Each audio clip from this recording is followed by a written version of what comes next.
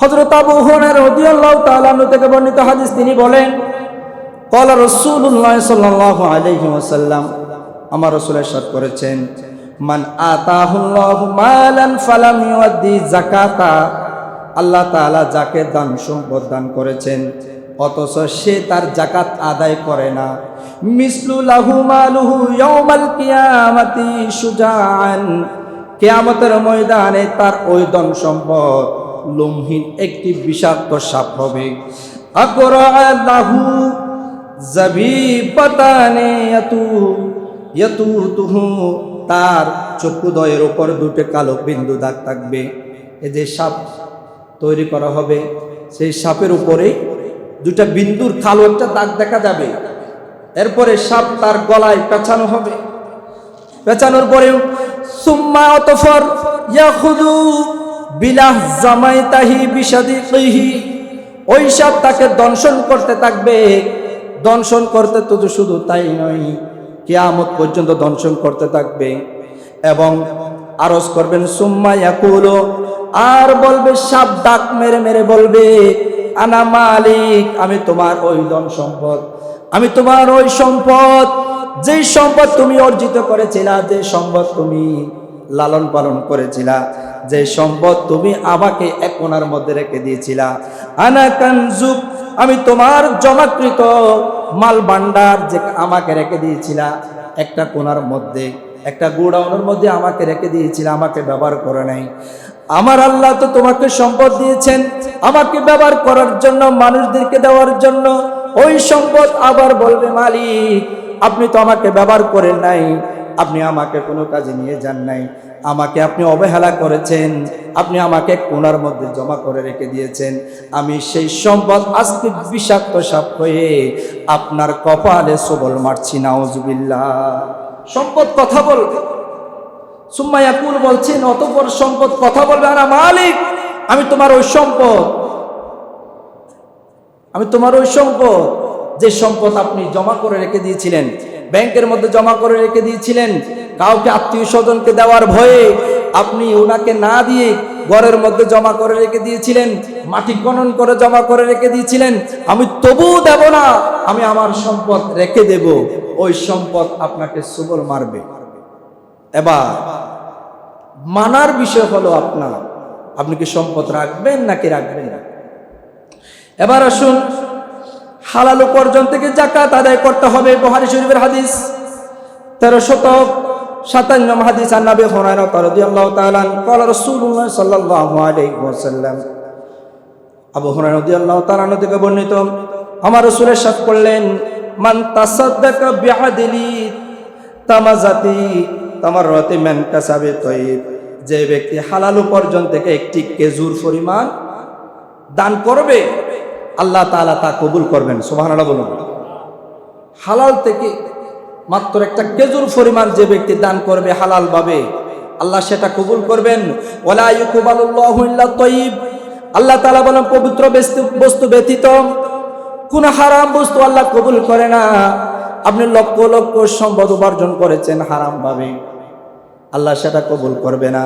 যদি আপনি হালাল ভাবে যদি 1 টাকা যদি উপার্জন করে যদি আল্লাহর রাস্তায় যদি দান করেন, আল্লাহ সুবহানাহু ওয়া তাআলা সেই 1 টাকা কবুল করে নেবেন। ফাইনাল্লাহা ইয়াতাকাব্বালুহা বিয়ামিনি, আল্লাহ তাআলা তার সেই দান কুদরতি ডান হাতে গ্রহণ করবেন। সুবহানাল্লাহ বলুন। আল্লাহ ওই 1 টাকা দান করেছেন হালাল ভাবে, আল্লাহ সুবহানাহু ওয়া তাআলা সেই আল্লাহর কুদরতের ডান হাতে কবুল করবেন। সুম্মা ইউদবিহা লিসাহিবি কামা ইউরাব্বি আহাদুকুম ফালাহু, অতঃপর দাতার কল্যাণার্থে এবং তা প্রতিপালন করেন। যেমন দেখেন, যেমন তোমাদের কেউ ঘোড়ার বাচ্চাকে প্রতিপালন করে থাকো।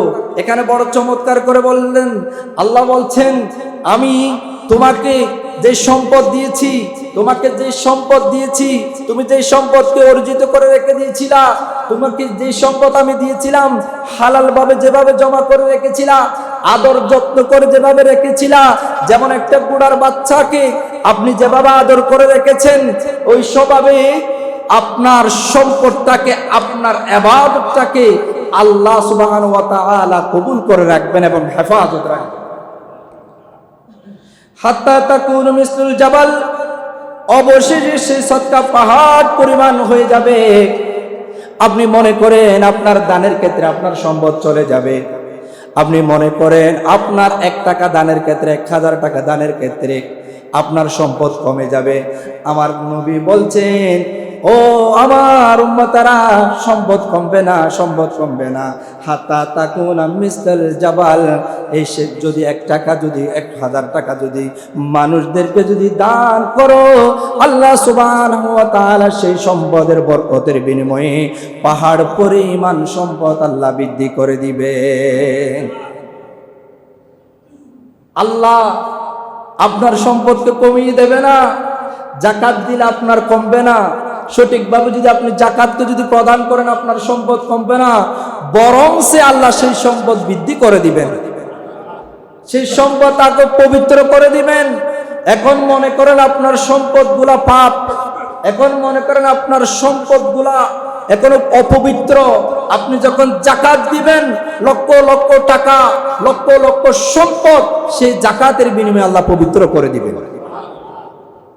ভাইরা আমার, সবচেয়ে উত্তম সদকাকারী কে? যেমন বুখারী শরীফের হাদিস 1336 নম্বর হাদিস, আন আবি হুরায়রা রাদিয়াল্লাহু তাআলা قال جاء رجل الى النبي صلى الله عليه وسلم, হযরত আবু হুরায়রা রাদিয়াল্লাহু তাআলা থেকে বর্ণিত হাদিস, তিনি বলেন, এক ব্যক্তি আসলেন আমার রাসূলের নিকট, এসে জিজ্ঞেস করলো, ইয়া রাসূলুল্লাহ, ফাকালা ইয়া রাসূলুল্লাহ ইউসালা সাদাকাতি আযমু আজরা, ইয়া রাসূলুল্লাহ, কোন প্রকার সাদকা অতি অধিক সওয়াব লাভ করা যায়? সুবহানাল্লাহ বলুন। ইয়া রাসূলুল্লাহ, কোন সদকায়, কোন দানের ক্ষেত্রে অধিক পরিমাণে সওয়াব লাভ করা যায়?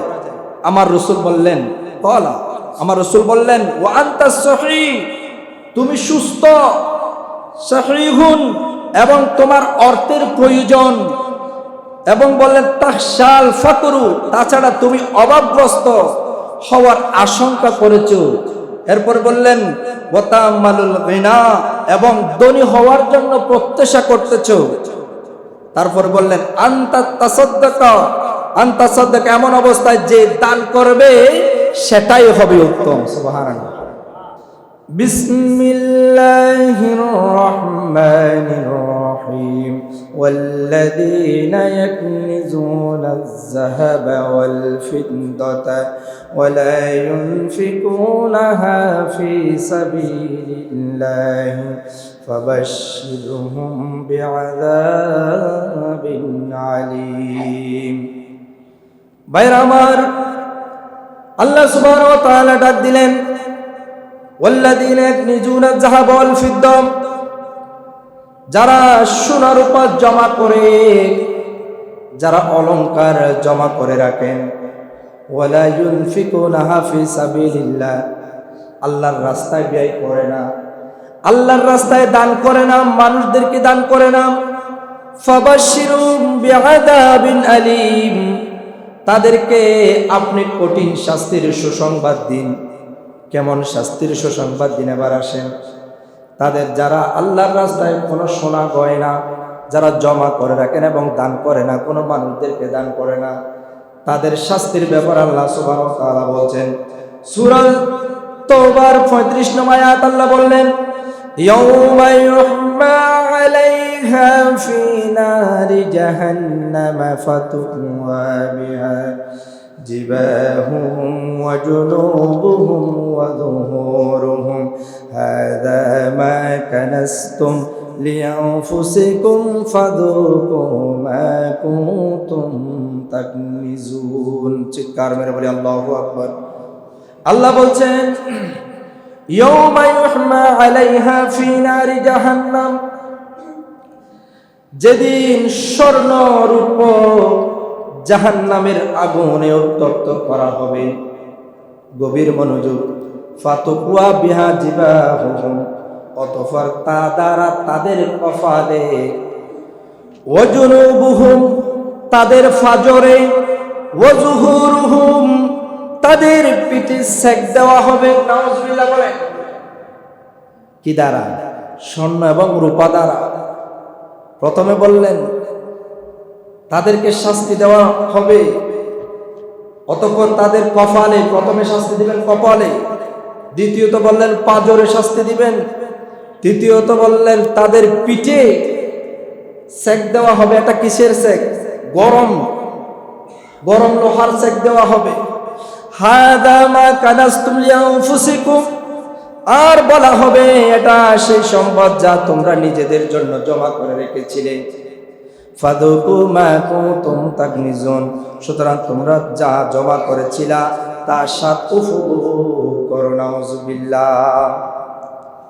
এই সম্পদ বলবে, মালিক তুমি তো আমাকে জমা করেছিলাম, তুমি তো তোমার সন্তানকে সময় না দিয়ে সম্পদ ব্যয় করেছিলা, সম্পদ জমা করেছিলা, সম্পদ তোমার কিছু হয়েছে আরো সম্পদ বৃদ্ধি করছিলা, প্রতিযোগিতা করেছিলা, সে আমি সম্পদ তোমার কাছে সবল মারছি। তুমি তোমার সন্তানকে সময় দাও নাই, তোমার পরিবারকে সময় দাও নাই, সম্পদের পিছনে ছুটেছিলা, নামাজকে সময় দাও নাই, ইবাদত বন্দেগীতে সময় দেয় নাই।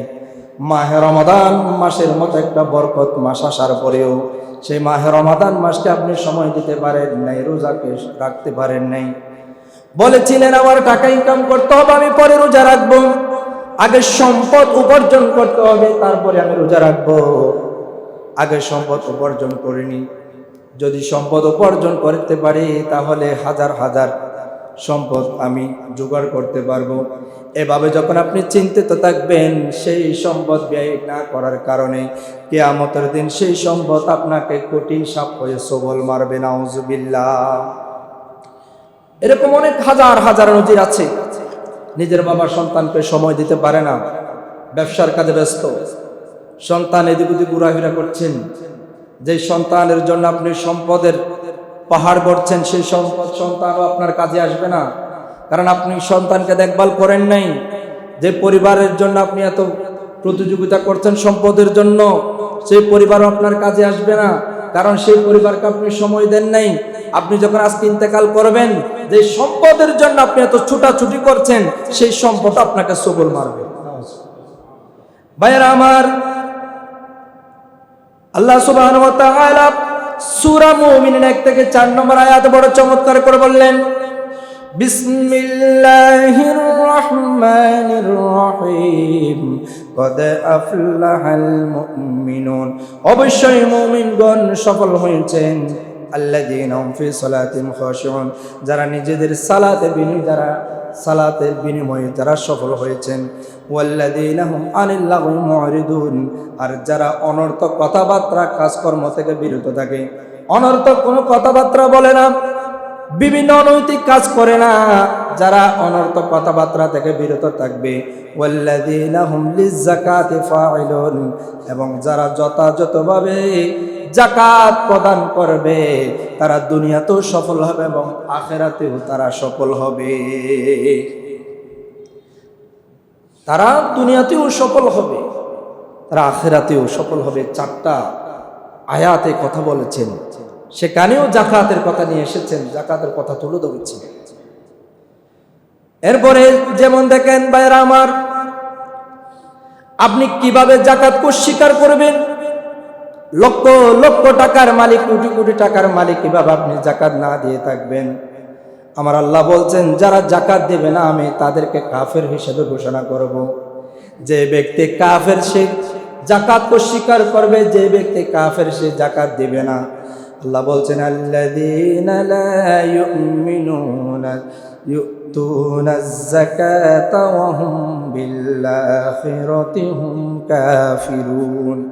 সূরা হামিম আস-সাজদা 7 নম্বর আয়াতে বলছেন, যারা যাকাত দেয় না, যারা যাকাতকে অস্বীকার করে, আর তারাই আখিরাতকে অস্বীকার করে, আর এবং যারা আখিরাতকে অস্বীকার করবে তারাও তো কাফের হবে।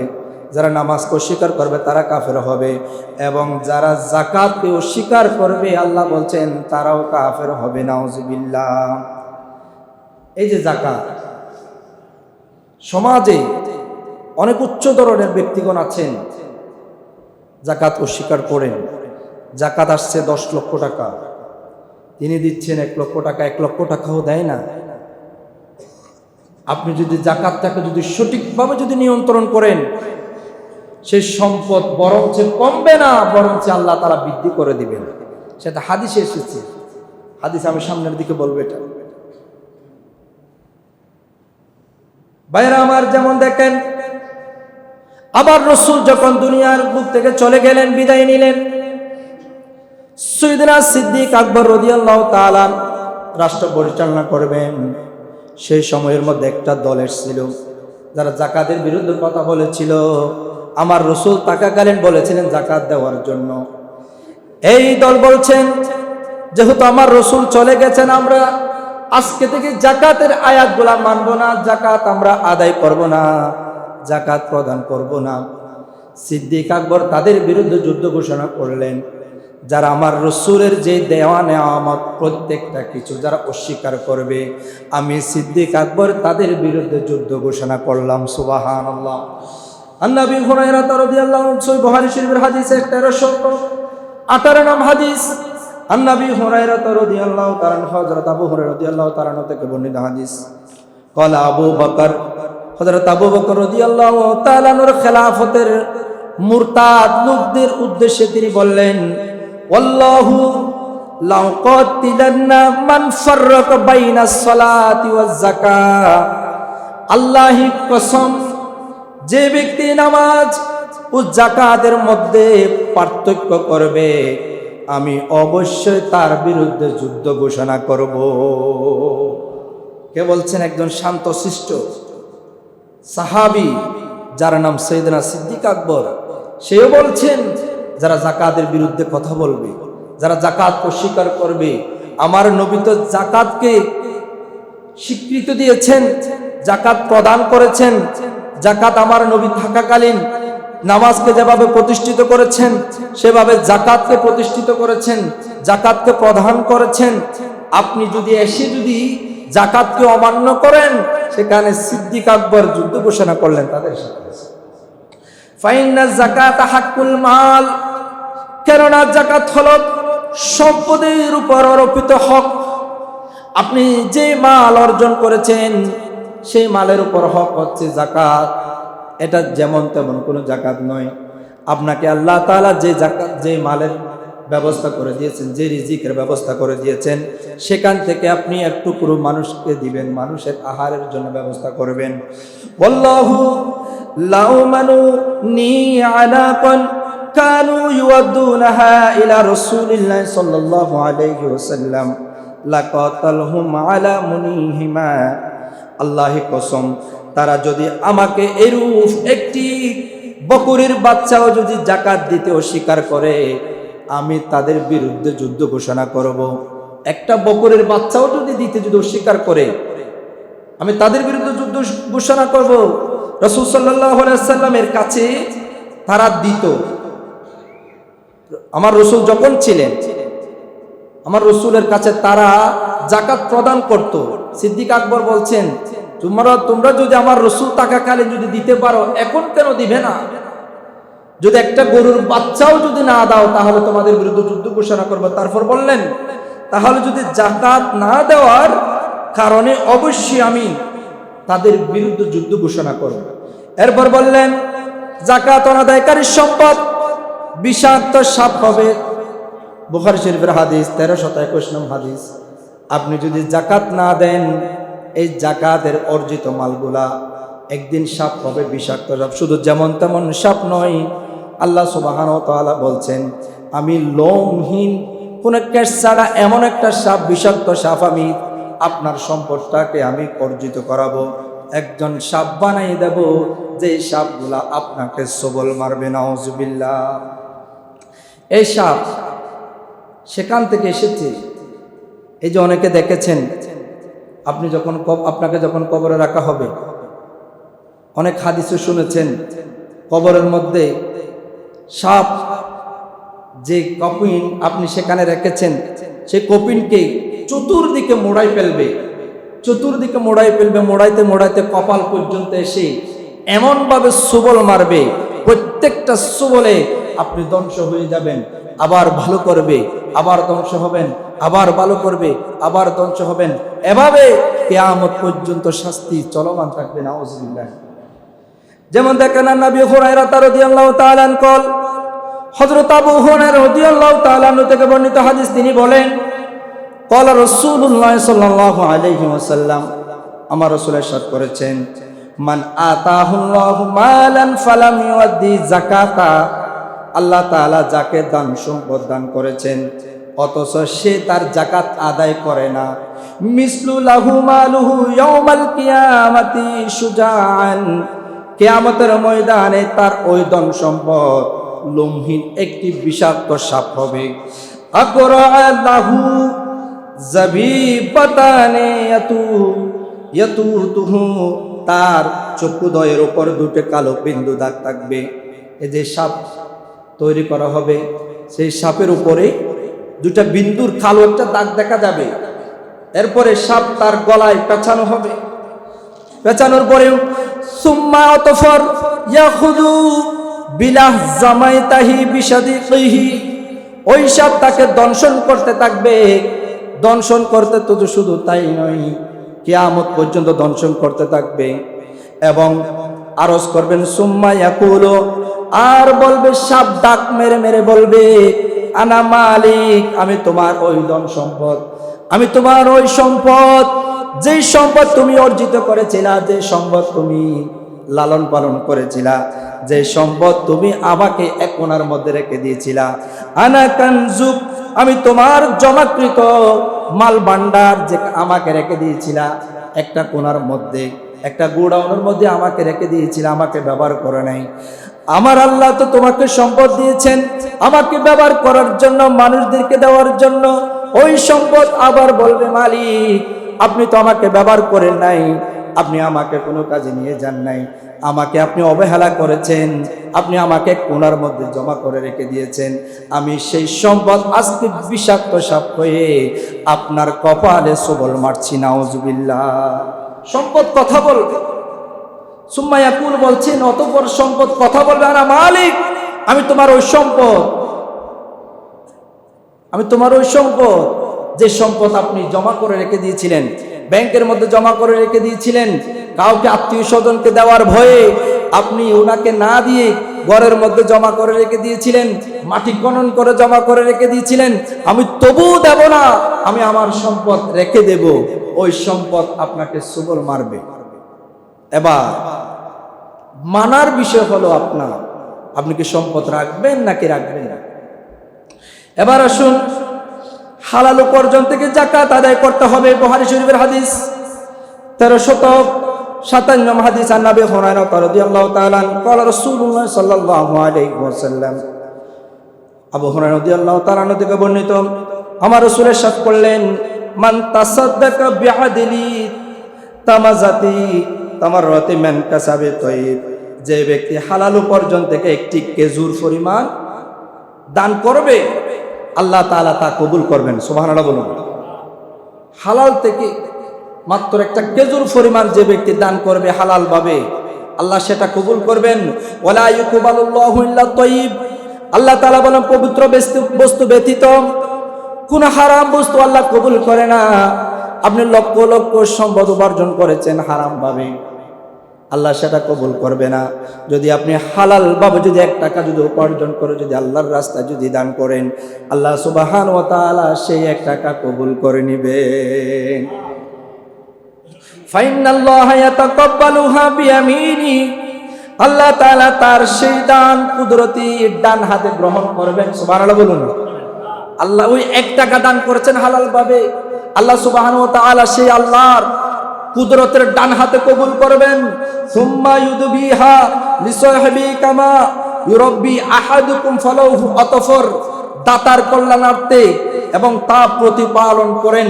যেমন দেখেন, যেমন তোমাদের কেউ ঘোড়ার বাচ্চাকে প্রতিপালন করে থাকো। এখানে বড় চমৎকার করে বললেন, আল্লাহ বলছেন, আমি তোমাকে যে সম্পদ দিয়েছি, তোমাকে যে সম্পদ দিয়েছি, তুমি যে সম্পদকে অর্জিত করে রেখে দিয়েছিলা, তোমাকে যে সম্পদ আমি দিয়েছিলাম হালাল ভাবে যেভাবে জমা করে রেখেছিলা, আদর যত্ন করে যেভাবে রেখেছিলা, যেমন একটা বুড়ার বাচ্চাকে আপনি যেভাবে আদর করে রেখেছেন, ওই স্বভাবে আপনার সম্পদটাকে, আপনার ইবাদতটাকে আল্লাহ সুবহানাহু ওয়া তাআলা কবুল করে রাখবেন এবং হেফাজত রাখবেন। হাত্তা তাকুনু মিসলুল জাবাল, অবশেষে সেই সদকা পাহাড় পরিমাণ হয়ে যাবে।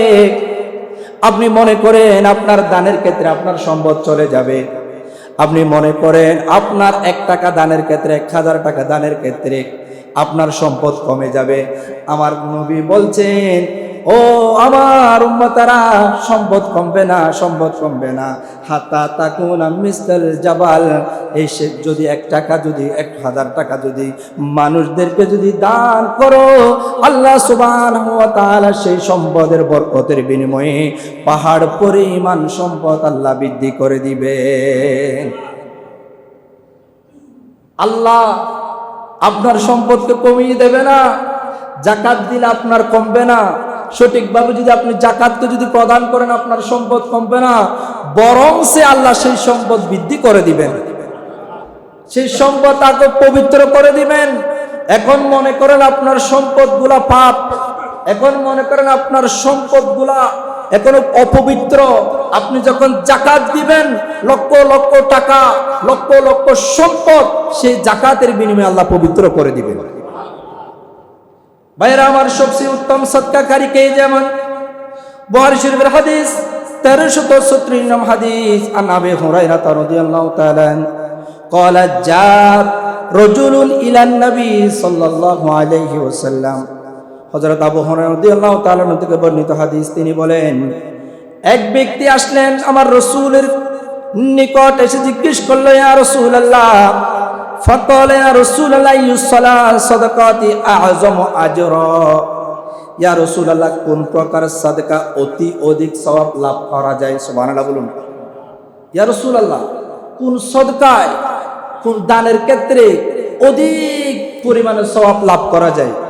আমার রাসূল বললেন, কলা, আমার রাসূল বললেন, ওয়া আনতা সহিহ, তুমি সুস্থ, সহিহুন, এবং তোমার অর্থের প্রয়োজন, এবং বললেন তাহসাল ফাকরু, তাছাড়া তুমি অভাবগ্রস্ত হওয়ার আশঙ্কা করেছো। এরপর বললেন ওয়াতামালুল গিনা, এবং ধনী হওয়ার জন্য প্রত্যাশা করতেছো। তারপর বললেন আনতা তাসাদ্দাকা, আনতা সাদ্দাকা, এমন অবস্থায় যে দান করবে সেটাই হবে উত্তম। সুবহানাল্লাহ। অর্থাৎ আল্লাহ এখানে বলেছেন, আমার রাসূল এখানে বলেছেন, আমার রাসূল বলছেন, তুমি সুস্থ একজন ব্যক্তি, তোমার থেকে বড় লোক হওয়ার ইচ্ছে জাগছে, এবং অভাবগ্রস্ত একজন ব্যক্তি, বড় লোক যদি হতে চাও তাহলে কাউকে দান করো, কাউকে 1 টাকা দান করার বিনিময়ে তুমি 10 টাকা পাবে। সুবহানাল্লাহ। কাউকে 10 টাকা দান করো, বিনিময়ে তুমি 100 টাকা পাবে। আমার রাসূল বলছেন, ওই ব্যক্তিকে যদি তুমি দান করো তাহলে অতি সহজে বড় লোক হয়ে যাবে। ভাইরা আমার, সবচেয়ে উত্তম দানকারী কে? মান দেখেন, সহিহ বুখারী শরীফের হাদিস 1343 নম্বর হাদিস, আন আবি হুরায়রা রাদিয়াল্লাহু তাআলা আনহু قال রাসূলুল্লাহ সাল্লাল্লাহু আলাইহি ওয়াসাল্লাম, আবু হুরায়রা রাদিয়াল্লাহু তাআলা থেকে বর্ণিত হাদিস, তিনি বলেন, রাসূলুল্লাহ সাল্লাল্লাহু আলাইহি ওয়াসাল্লাম ইরশাদ করলেন, খায়রুস সাদাকাতি মান কানা আন যহরি গনি, অভাব মুক্ত থেকে যে দান করা হয় তাই সর্বোত্তম। আপনি একজন গরিব মানুষ, একজন অভাবগ্রস্ত ব্যক্তি, আপনি টাকার পরেও আপনার থেকে 10 টাকা আছে, যেটা আমার রাসূলের আদর্শ, সাহাবাগণের আদর্শ। এই যে যেমন 1 গ্লাস, একটা খেজুরকে সবাই ইফতার করেছেন, 1 গ্লাস পানিকে যুদ্ধের ময়দানে সবাই পানির তৃষ্ণার্ত মিটাইলেন, কিন্তু অনেকে পেয়েছে, আবার অনেকে পানি পান করতে পারে নাই।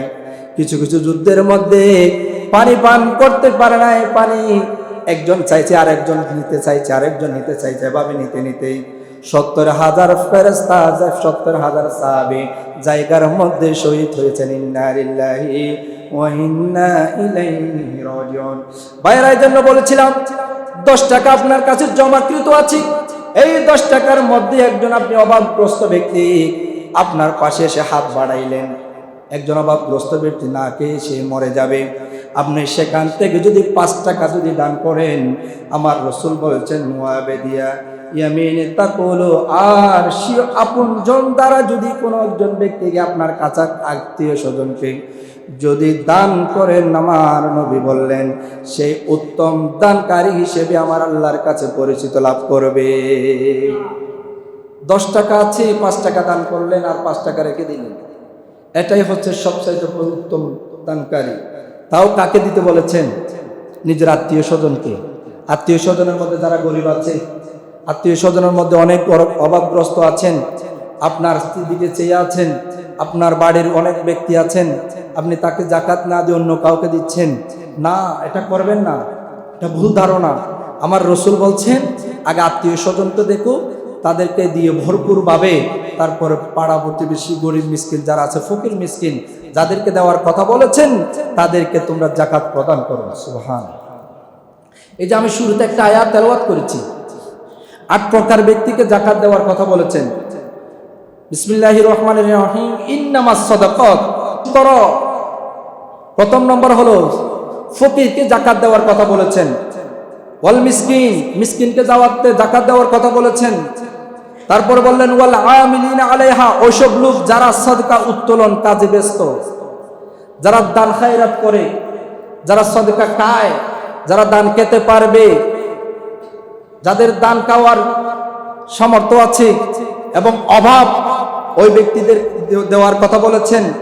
তারপরে বললেন ওয়াল গরিমিনা, ওইসব কাফের যাদের অন্তর আকৃষ্ট করার প্রয়োজন, এখন সেটা রহিত হয়ে গেছে এই হুকুমটা। তৎকালীন সময় আমার রাসূল কাফেরদের জাকাত দিত। কারণ জাকাত দেওয়ার কারণ হলো একটাই, আমার রাসূলের সবকিছু ছিল তো ইসলামকে প্রতিষ্ঠা করার জন্য। সুবহানাল্লাহ। ভ্রাতৃত্ববোধ এমন ছিল, কাফেরদেরকে জাকাত দিত, কারণ কাফেররা যখন জাকাত পাইতো আমার রাসূলের প্রতি তারা আকৃষ্ট হয়ে যেত। এখন এটা রহিত হয়ে গেছে। এখন বলা হয়েছে অমুসলিমকে জাকাত না দেওয়ার জন্য, অমুসলিমদেরকে জাকাত না দেওয়ার জন্য কথা বলেছেন। এবং দাস আজাদ করা, কোনো একজন ব্যক্তি জিওলে বা কোনো জেলখানার মধ্যে পড়েছেন, গরিব অসহায়, ওই ব্যক্তিকে জাকাতের টাকা দিয়ে আপনি আজাদ করে দিতে পারেন। এবং ঋণগ্রস্তদের সাহায্য করা, যারা একেবারে ঋণগ্রস্ত আছেন, হাজার হাজার কোটি কোটি টাকা তার ঋণের বোঝা একেবারে বয়ে গেছে, অভাবগ্রস্তের মধ্যে আছে, আপনি তাকে অল্প টাকা জাকাতের মাধ্যমে তার ঋণ মুক্ত করতে পারেন। সুবহানাল্লাহ। এরপরে 7 নম্বর বলেছেন আল্লাহর রাস্তায় যারা জিহাদ করে তাদেরকে আপনি জাকাত দিতে পারেন। সুবহানাল্লাহ। যারা আল্লাহর রাস্তায় কথা বলে, যারা আল্লাহর রাস্তায় জিহাদ করে, যারা সবসময় আল্লাহর দ্বীনের পথে চলে, ওইসব ব্যক্তিদেরকে জাকাত দিতে পারেন।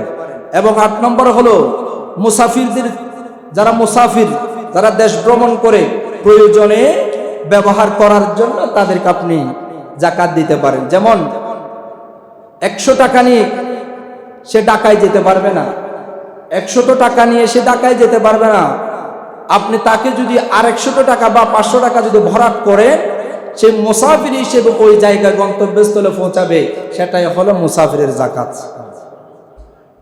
সে যে প্রয়োজনে ব্যবহার করতে পারে, যদি তার প্রয়োজন না হয় সে ব্যবহার করবে না। তারপর 8 প্রকার লোককে জাকাত দেওয়া যাবে না। প্রথম নম্বর হলো পিতামাতা, যারা ঊর্ধ্বগামী।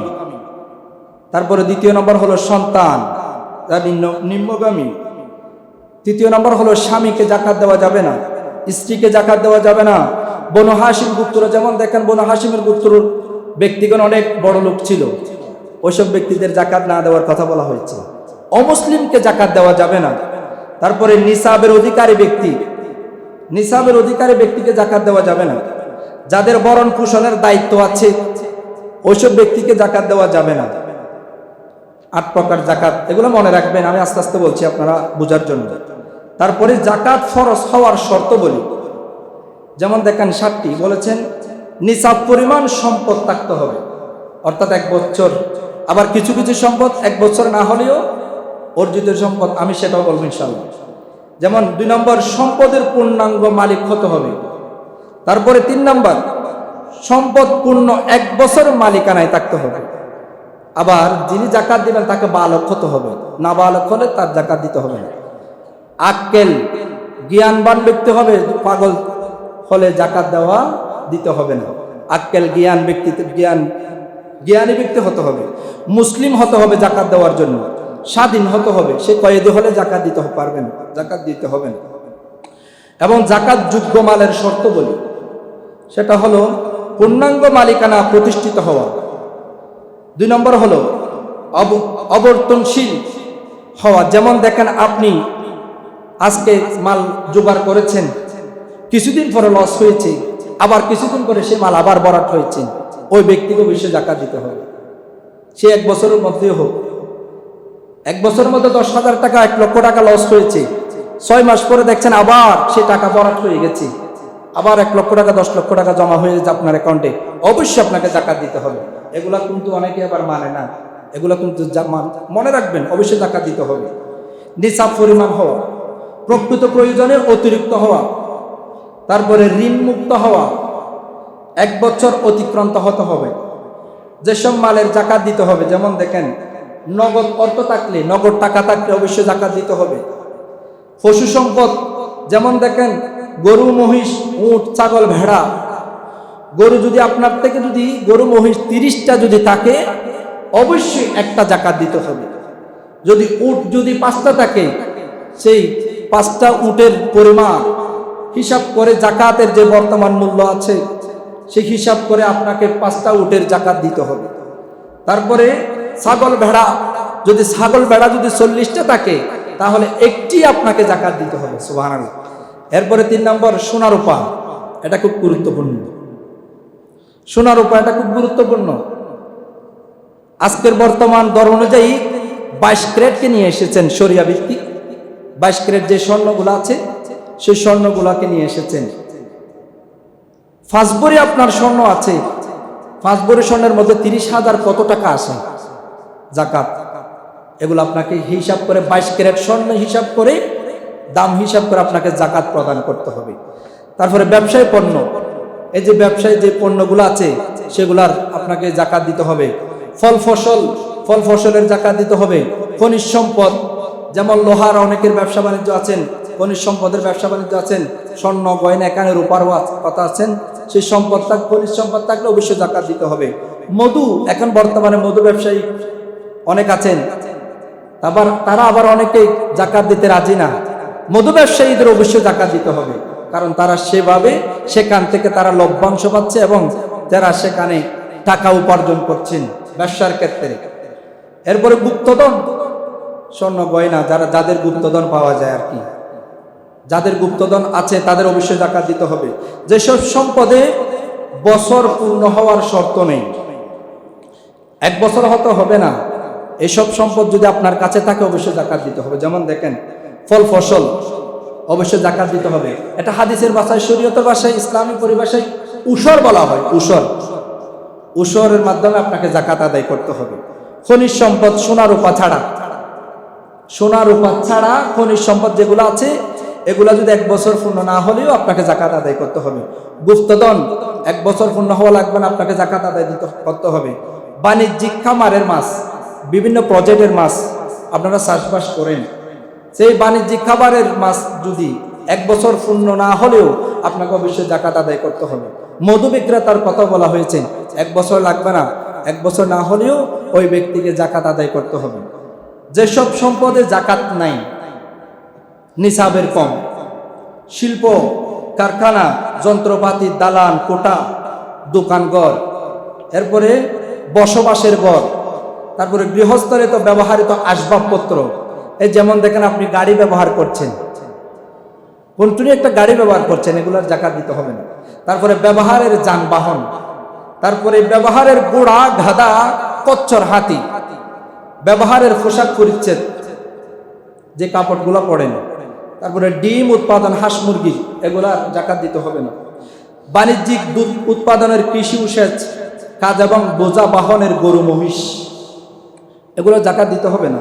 তারপরে ব্যবহারের শিক্ষা উপকরণ, এগুলো জাকাত দিতে হবে না। জাকাত আদায়, এগুলা যেগুলা কথা বলেছি এগুলো অবশ্যই জাকাত দিবেন। আপনার আত্মীয় স্বজনকে দিবেন, লাখে মনে হয় 2,500 টাকা করে, আপনারা নিজের আত্মীয় স্বজনকে দিবেন।